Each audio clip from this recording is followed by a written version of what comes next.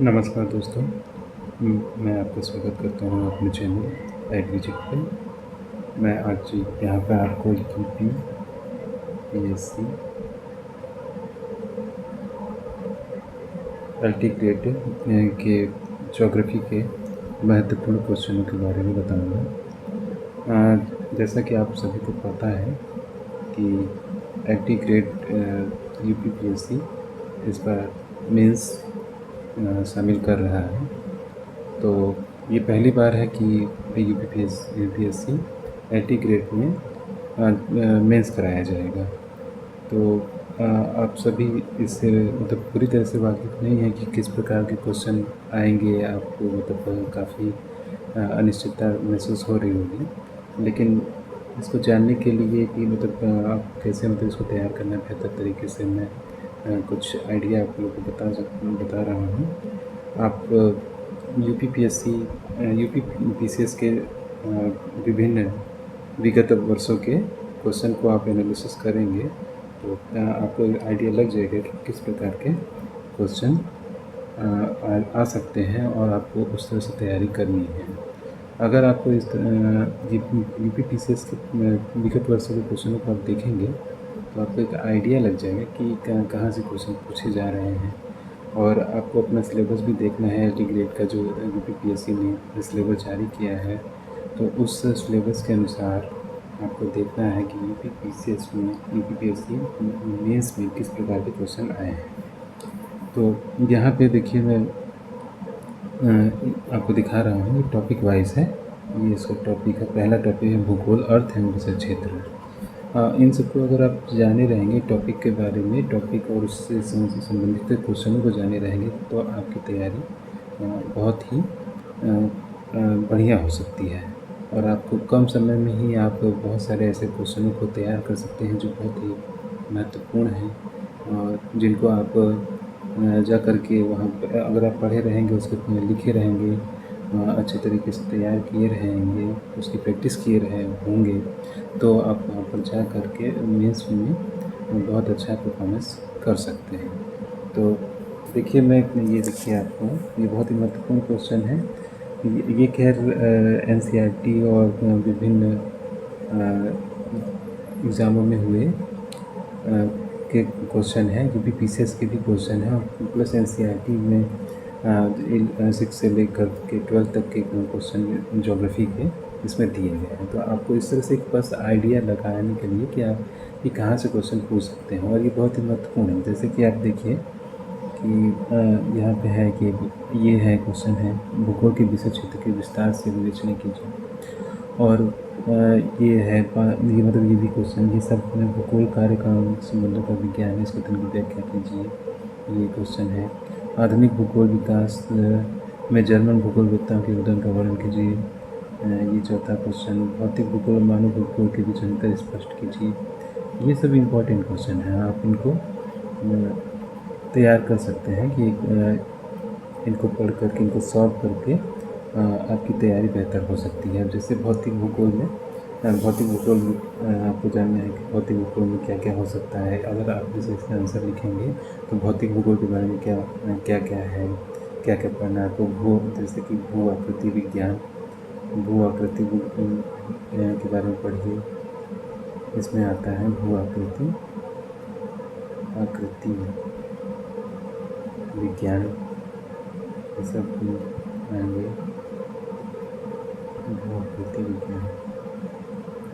भू आकृति विज्ञान में यह भू आकृतियों, उनके क्रम, विकास से संबंधित क्रियाओं का अध्ययन करता है। जलवायु विज्ञान, इसी में जलवायु विज्ञान भी आता है। तो माफ़ कीजिएगा, अभी मुझे सही तरीके से ये चलाना नहीं आता है, लेकिन फिर भी मैं प्रयास कर रहा हूँ कि आपको इससे आप बेहतर तरीके से समझ सकें कि कैसे क्या करना है, कैसे तैयारी करनी है आपको। ठीक है, आपकी तैयारी उसमें आसान हो जाएगी। अभी इसमें ये भौतिक भूगोल में जलवायु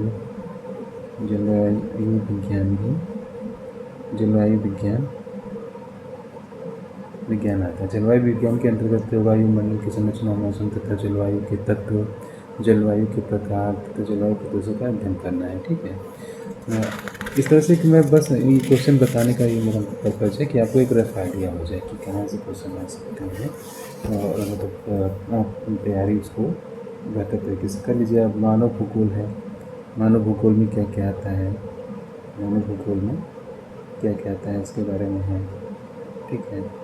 जैसे कि मानव भूगोल को हम बता दें, सामाजिक, मानव भूगोल में सामाजिक,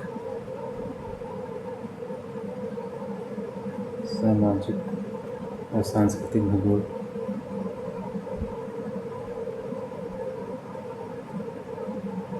सांस्कृतिक भूगोल आता है, ठीक है।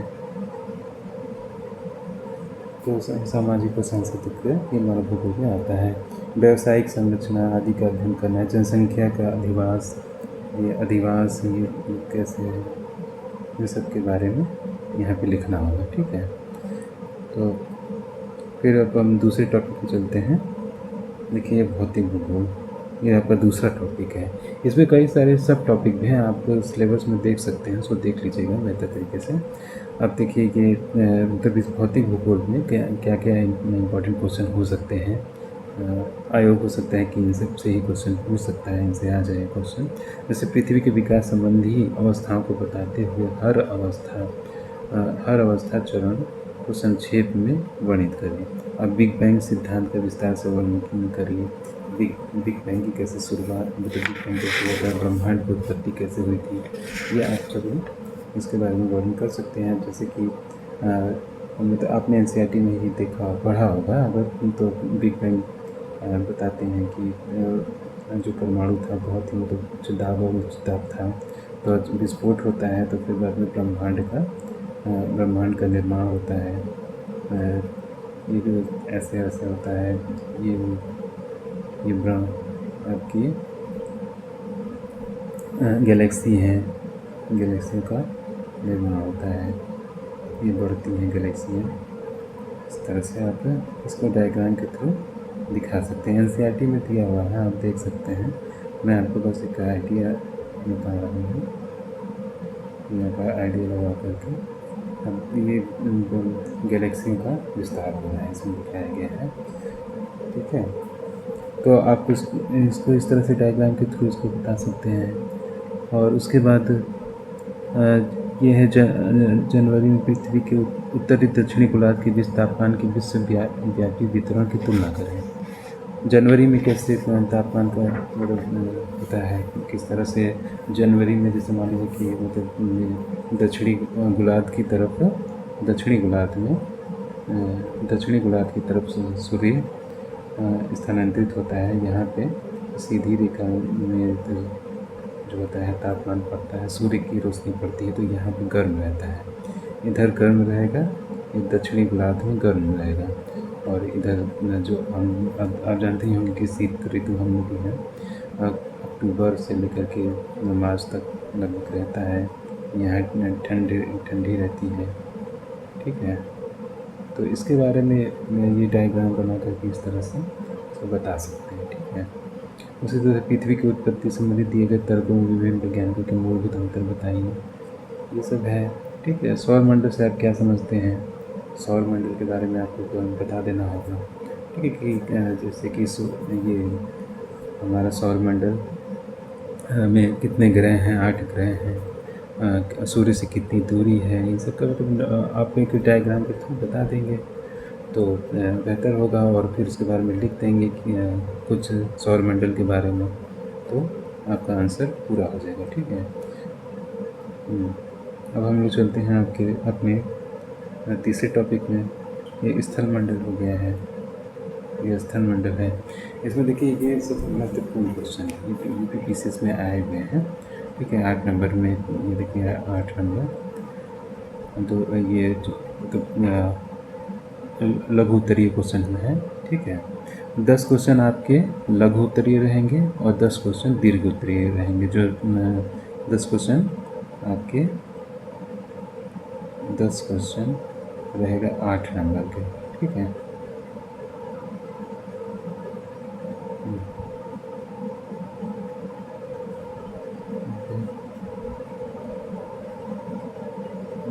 क्वेश्चन 8 नंबर के और 10 क्वेश्चन 12 नंबर के रहेंगे, ठीक है। तो ये 8 नंबर का है, देखिए भारत में हिम नदों की प्रकृति की विभिन्नता की समीक्षा कीजिए। भारत में भूकंप, और ये है 8 में दूसरा क्वेश्चन है, भारत में भूकंपीय क्षेत्रों की टिप्पणी लिखिए, ठीक है। भारत में भूकंपीय जो क्षेत्र है, भारत में भूकंप पीढ़ियों का वर्णन कीजिए, कैसे है। 2022 में आया है, देखिए 2022 में है, 2024 में है, ये इम्पोर्टेंट है। और देखिए ज्वालामुखी उद्गार के कारणों की विवेचना कीजिए, ज्वालामुखी का उद्गार कैसे होता है तथा उसके अलावा निक्षेपण से बने स्थल रूपों का वर्णन करना है, ठीक है। तो अब मैं इसको थोड़ा सा दिखा देता हूँ, ये हमारा ज्वालामुखी कैसे बनता है, ठीक है। तो आप उसमें ना थोड़ा सा डायग्राम, रफ डायग्राम बना दीजिए, कैसे होता है ज्वालामुखी बनता है, ये थोड़ा सा कैसे ऐसे ऐसे निकलता है, ठीक है। ये आपका मैग्मा हो गया, मैग्मा, ये है, ये मेटल है,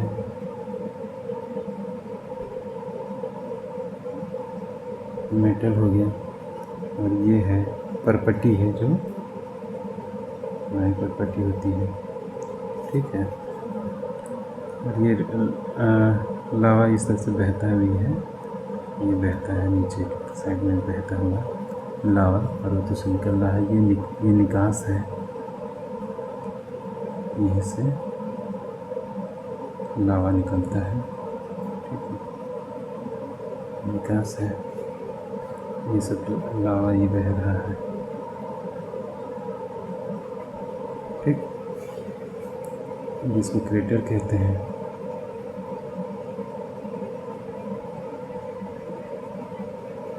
इसे क्रेटर कहते हैं इसको, ठीक है। गैसें भी निकलती हैं, गैस निकलती है, ठीक है। तो मैं बस एक आपको ये रफ डायग्राम इसे बना के दिखा रहा हूँ ताकि आप समझ सकें। ये इस डायग्राम को आप जैसे मान लीजिए कि इसमें ज्वालामुखी वाले में क्वेश्चन में आता है, तो इस तरह से बना देंगे ना, तो आपको अच्छे नंबर मिलेंगे। और एग्जामिनर प्रभावित होगा, उसको लगेगा कि हाँ बच्चे को नॉलेज है, उसने पूरे डायग्राम के साथ समझाया है, तो इस तरह से बढ़िया रहेगा, ठीक है। और ये है, ये देखिए, ये सब प्लेट विवर्तन के सिद्धांत के आधार पर पर्वतों की उत्पत्ति को स्पष्ट कीजिए। ये भी बहुत इंपॉर्टेंट क्वेश्चन, ये बहुत साल आया है, कई बार आया है ये क्वेश्चन, इसको तैयार कर लीजिएगा, प्लेट विवर्तन का सिद्धांत, ठीक है। तो मैं जल्दी बता देता हूँ कि आपकी क्वेश्चन देखिए, आपको एक आइडिया लग जाएगा कि मुझे अपनी तैयारी को किस तरह से फोकस करना है। कम समय में ही आप अच्छे नंबर ला सकते हैं, कम समय में ही आपका तैयार हो जाएगा और अच्छे नंबर आ सकते हैं। अब देखिए, ये मानसून की उत्पत्ति, कि देश में मानसून की उत्पत्ति के अभिनव सिद्धांतों का आलोचनात्मक परीक्षण कीजिए तथा मानसून पर एल नीनो के प्रभावों का वर्णन कीजिए। 8 नंबर का आया है क्वेश्चन, 2024 में आया है। आइए 2024 में है, 2024-25 से ऊपर नीचे हो गया है, 2025 में आया है, ठीक है। हाँ, अब ये है जो तापीय और नवीन संकल्पना ऑप्शन में मानसून की उत्पत्ति की विवेचना कीजिए, ये ऑप्शन में आया था यूपीपीसीएस में, ठीक है। 15 नंबर का है, ये 15 नंबर का है। जेट स्ट्रीम का वर्णन कीजिए तथा उसके महत्व पर प्रकाश डालिए। जेट स्ट्रीम किस तरह से मानसून को प्रभावित करता है, तो उसके बारे में आपको बताना होगा, ठीक है। और ये शीतोष्ण कटिबंधीय चक्रवात है, उष्ण कटिबंधीय चक्रवात है, ये उष्ण कटिबंधीय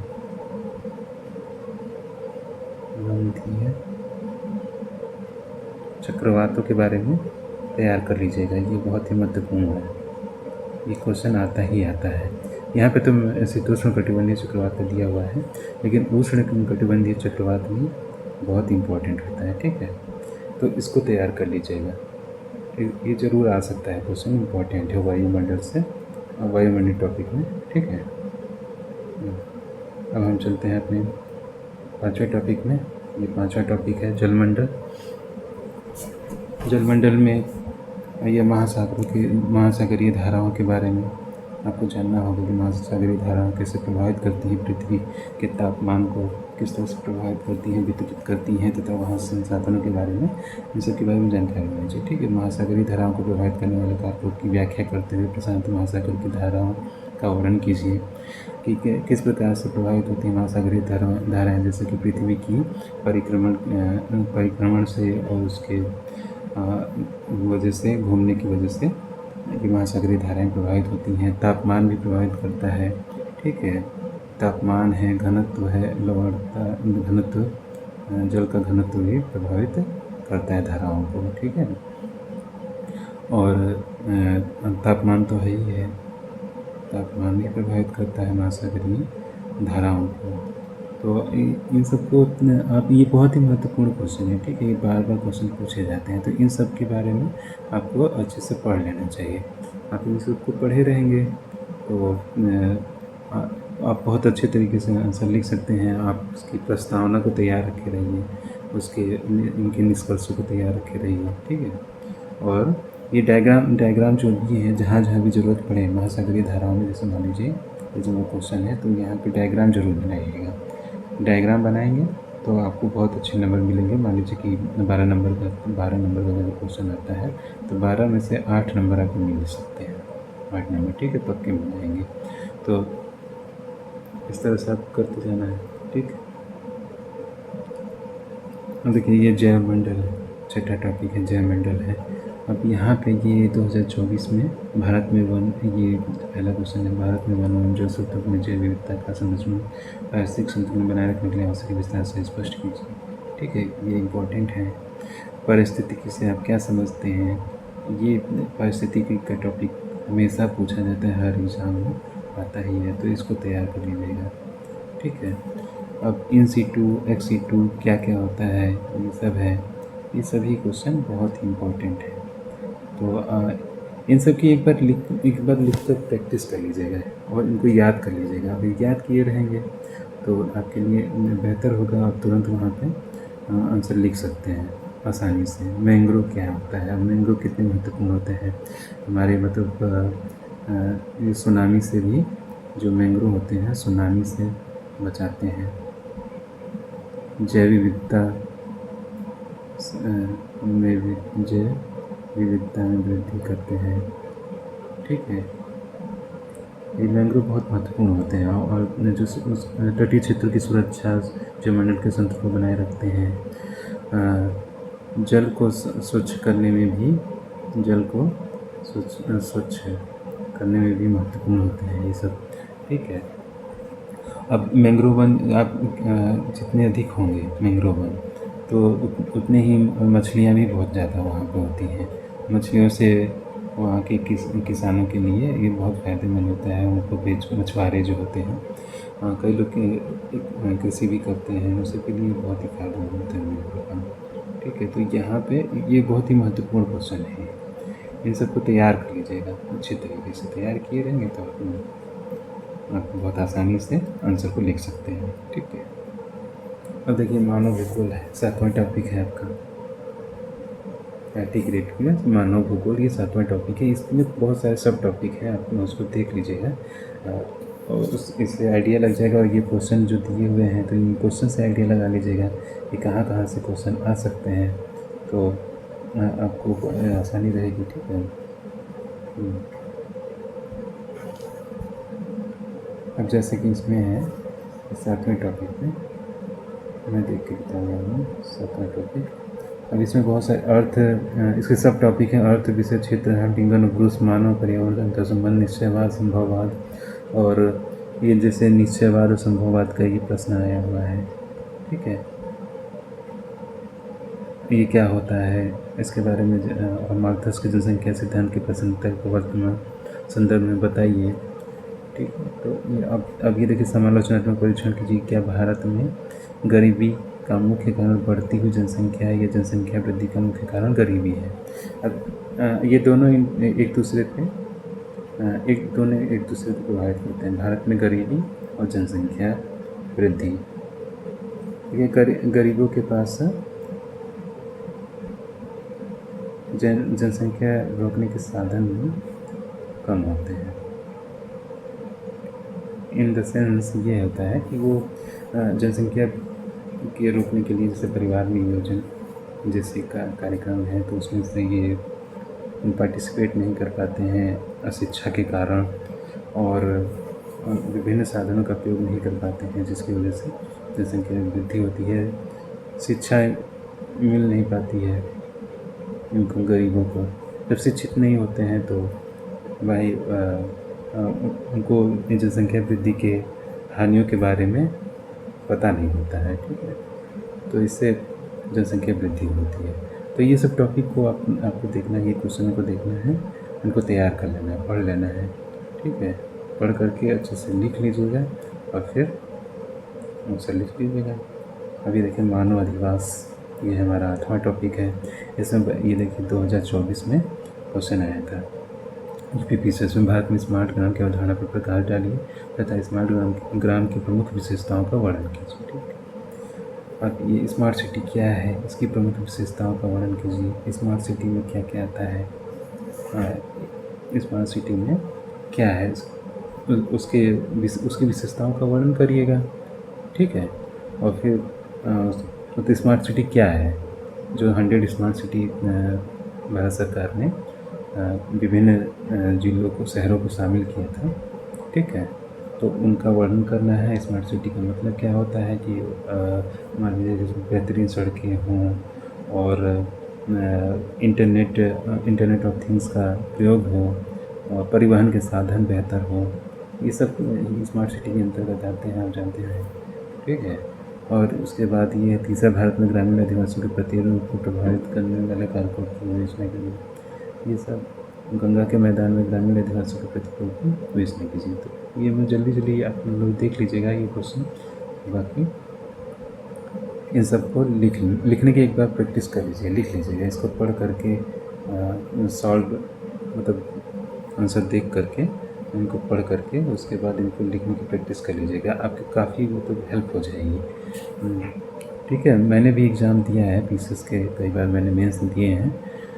अभी सिलेक्शन नहीं हुआ है, लेकिन मैं अपने नॉलेज के आधार पर तथा अपने एक्सपीरियंस के आधार पर बता रहा हूँ कि ये काफ़ी कारगर होता है। आप अगर आपको कोई भी एग्ज़ाम में तैयारी करते हैं, अगर सही प्रकार से आपकी स्ट्रेटजी रहेगी, ठीक है। अब जैसे पहली बार एग्ज़ाम हो रहा है मेंस का, तो आप ये क्वेश्चन को ही देख करके ही तो आइडिया लगा सकते हैं कि किस तरह के क्वेश्चन आ सकते हैं। तो उसमें एक आइडिया रहेगा आपको, तो ये तैयार किए रहेंगे। मान लीजिए कि इसमें से 5-10 क्वेश्चन फंस जाते हैं, तो आपके लिए बहुत ही वो फ़ायदेमंद होगा, आपका तो एग्ज़ाम निकल जाएगा आसानी से, ठीक है। अब देखिए आर्थिक भूगोल के आधारभूत सिद्धांतों पर प्रकाश डालिए। ये नवीनीकृत ऊर्जा के प्रमुख स्रोतों को समझाइए।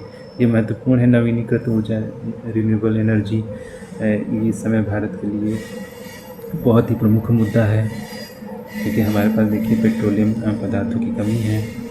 हम लोग ज़्यादातर इंपोर्ट करते हैं, और जिससे हमारे जो फॉरेक्स रिजर्व है वो देना पड़ जाता है, कम हो रहे हैं। आप अभी देखिए ईरान और अमेरिका इजराइल के बीच जो युद्ध हो रहा है, तो किससे, उसकी वजह से कितना जो ऊर्जा का संकट हम लोग के देश पे आया हुआ है। तो ये नवीनीकृत ऊर्जा के जितना विकास करेंगे वो हमारे देश के लिए फायदेमंद होगा। तो ये अब ये इम्पोर्टेंट, ये क्वेश्चन भी इसी वजह से बनाए जाते हैं। जो भी मुद्दा इम्पोर्टेंट होता है तो उसके आधार पे भी आप भाई आप सर्वेंट बनेंगे, तो सिविल सर्वेंट बनेंगे कहने का मतलब है LT ग्रेड भी तो ये महत्वपूर्ण है, टीचर भी बनेंगे तो ये बहुत योगदान देते हैं। तो ये सब इम्पोर्टेंट क्वेश्चन हो जाते हैं, ठीक है। तो इन टॉपिक को नज़रअंदाज मत करिए, इनको पढ़ डालिएगा, ठीक है। आर्थिक भूगोल है, इसमें भावी ऊर्जा संकट के संदर्भ में भारत में पेट्रोलियम के भंडारण उत्पादन की प्रवृत्ति पर प्रकाश टिप्पणी कीजिए, प्रवृत्ति पर व्याख्यात्मक टिप्पणी कीजिए, ठीक है। भारत में परमाणु ऊर्जा के विकास का मूल्यांकन कीजिए। परमाणु ऊर्जा बहुत महत्वपूर्ण है, UPSC का ये क्वेश्चन है। भारत में लॉ है, इसके वितरण व्याख्या कीजिए, ठीक। तो इसी तरह से ये अब 10वां टॉपिक है भारत का भूगोल। भारत का भूगोल ये बहुत ही इम्पोर्टेंट हो जाता है। ये देखिए चीन भारत सीमा विवाद के उद्भव विस्तार और निहितार्थ पर परीक्षण कीजिए। 2025 PCS में ये क्वेश्चन आया है, 8 नंबर का आया है। अब ये 2025 में ही देखिए सीमाओं में अंतर स्पष्ट कीजिए। भारतीय उपमहाद्वीप से उपयुक्त उदाहरण देते हुए सीमाओं के प्रकारों का विस्तार विवरण प्रस्तुत कीजिए। अब सीमाओं की अब आप देख ही रहे हैं कि चाहे चीन और भारत में सीमा विवाद चल रहा है, ठीक है। अभी चीन ने हमारी सीमा पर आकर बैठ किया था, तो भारत ने भी उसका प्रतिकार किया है बेहतर तरीके से और उनको समझौता करने पर मजबूर किया है। तो ये बहुत ही महत्वपूर्ण है, ये हम आज के समय में बहुत ही महत्वपूर्ण ये सब टॉपिक है, आपको पढ़ना चाहिए इसके बारे में। और ये क्वेश्चन आ सकते हैं, ये बहुत ही इम्पोर्टेंट है, हम सभी को इन सबको पढ़ डालिएगा, ठीक है। पढ़ करके और उसकी आंसर राइटिंग करिएगा, खुद लिखने की प्रैक्टिस करिए, इससे क्वेश्चन जरूर फंसेंगे। इसी तरह से देखिए अब ये भी 11वां आपका टॉपिक है इंटीग्रेट का कृषि बहुत ही महत्वपूर्ण हो जाता है। ये हमारे जीवन में भोजन तो जानते ही हैं कि महत्वपूर्ण ही है, इम्पोर्टेंट है। खाना तो खाएंगे ही खाएंगे, बिना खाए तो चलना नहीं है, ठीक है। तो इससे संबंधित क्वेश्चन रहेंगे ही रहेंगे। जनसंख्या विस्फोट भारत के समग्र विकास में गंभीर चुनौती है, इस कथन की समीक्षा कीजिए। अब जनसंख्या वृद्धि की वजह से भी तो हमारे जो मृदा संसाधन है इन पर बहुत ही दबाव बढ़ गया है। मतलब किसानी कृषि उत्पादन ये भी बहुत ही मतलब दबाव में है। जनसंख्या जितनी ज़्यादा होगी इन संसाधनों पर दबाव अधिक बढ़ेगा। तो किस प्रकार से हम नवीन तकनीकों का प्रयोग करके कृषि के उत्पादन में बढ़ावा कर सकते हैं। और जैसे मान लीजिए कि हरित क्रांति का ही आप उदाहरण दे दीजिएगा। हरित क्रांति किस तरह से जो उत्पादन के महत्वपूर्ण साधनों का प्रयोग करते हुए गेहूँ, चावल इन सब का उत्पादन बढ़ाया गया था, ठीक। अभी भारत जनसंख्या विस्फोट के कारण का उल्लेख कीजिए तथा इस समस्या से निपटने के सुझाव दीजिए। देखिए 2022 में भी इसी तरह का क्वेश्चन आया था, 2024 में भी आया था। भारत की जनसंख्या नीति आप बताइए, ठीक है। भारत की जनसंख्या नीति क्या है, विशेषताओं को कहा जानिए। भारत में नगरीकरण की प्रवृत्ति का परीक्षण कीजिए। नगरीकरण आज हमारे लिए बहुत ही इम्पोर्टेंट हो गया है।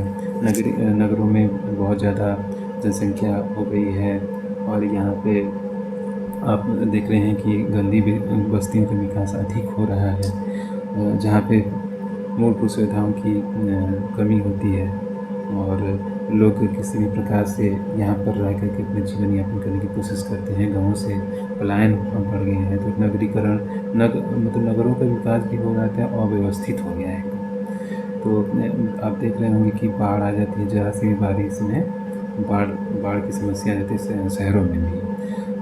जो नालियों का सही से निर्माण नहीं होता है, तो इन सब की वजह से, तो ठीक है। तो इसी तरह से ये सब तैयार कर लीजिए, याद कर लीजिए, इन सब क्वेश्चनों को सॉल्व करने की कोशिश कीजिएगा, कर लीजिएगा। अब जितना मतलब सॉल्व किए रहेंगे आपके लिए उतना ही फ़ायदेमंद है। जितना हो सके लिखने की प्रैक्टिस कीजिए। मैं ये नहीं कहता हूँ कि सारे के सारे क्वेश्चन इससे फंस ही जाएंगे, लेकिन कुछ क्वेश्चन फंस जाएंगे और आपको इन सब का एक आइडिया लग जाएगा, एक रफ तरीके से आपको पता चल जाएगी कि मतलब कहाँ से क्वेश्चन आ सकते हैं। तो आपका ना तो फोकस एकदम मतलब फोकस हो जाएगा कि हाँ मुझे कितना पढ़ना है।